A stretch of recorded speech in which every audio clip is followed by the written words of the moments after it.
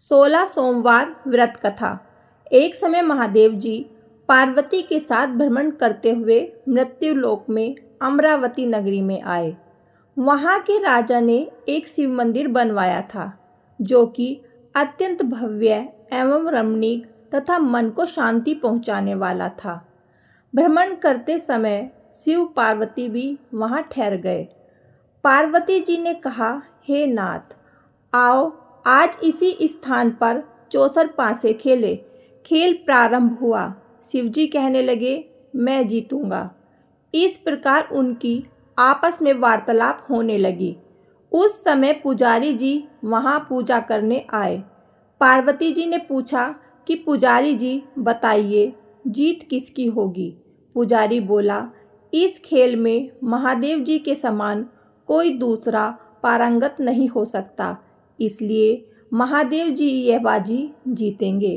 परंतु हुआ उल्टा, जीत पार्वती जी की हुई। अतः पार्वती जी ने पुजारी को कोढ़ी होने का श्राप दे दिया कि तूने मिथ्या भाषण किया।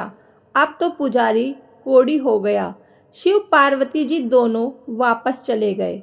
कुछ समय पश्चात अप्सराएं पूजा करने आई। अप्सराओं ने पुजारी के कोढ़ी होने का कारण पूछा। पुजारी ने सब बातें बता दी। अप्सराएं कहने लगी, पुजारी जी, आप 16 सोमवार का व्रत करें तो शिवजी प्रसन्न होकर आपका संकट दूर करेंगे। पुजारी जी ने अप्सराओं से व्रत की विधि पूछी।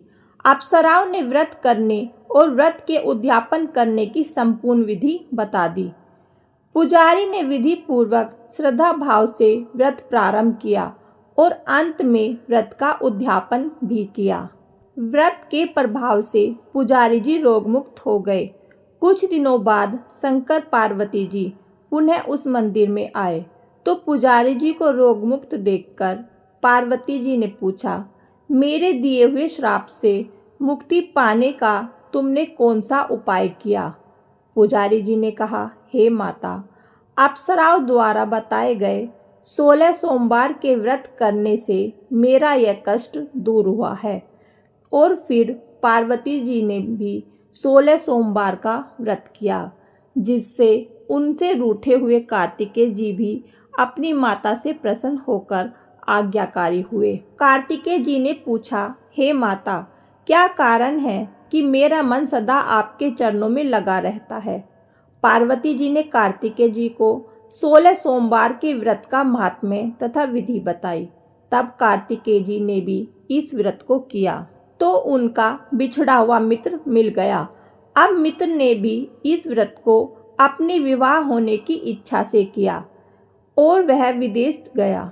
वहाँ के राजा की कन्या का स्वयंवर था। राजा ने प्रण किया था कि हथिनी जिस व्यक्ति के गले में वरमाला डाल देगी, उसी के साथ राजकुमारी का विवाह करूँगा। यह ब्राह्मण मित्र भी स्वयंवर देखने की इच्छा से वहाँ एक ओर जाकर बैठ गया।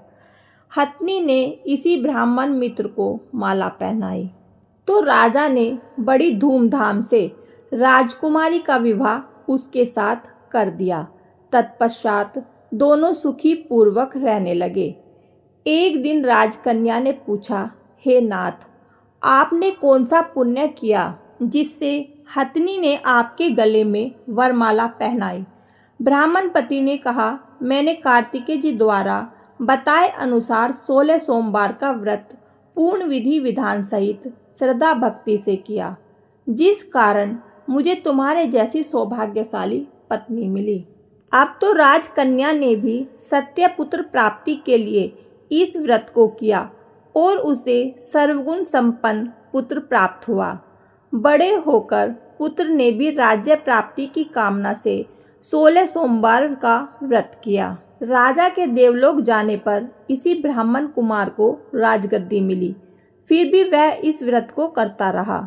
एक दिन उसने अपनी पत्नी से पूजा सामग्री शिवालय में ले जाने को कहा, परंतु उसने पूजा सामग्री अपनी दासियों द्वारा भिजवा दी।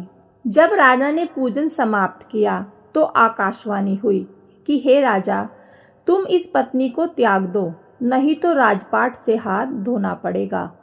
प्रभु की आज्ञा मानकर उसने अपनी पत्नी को महल से निकाल दिया।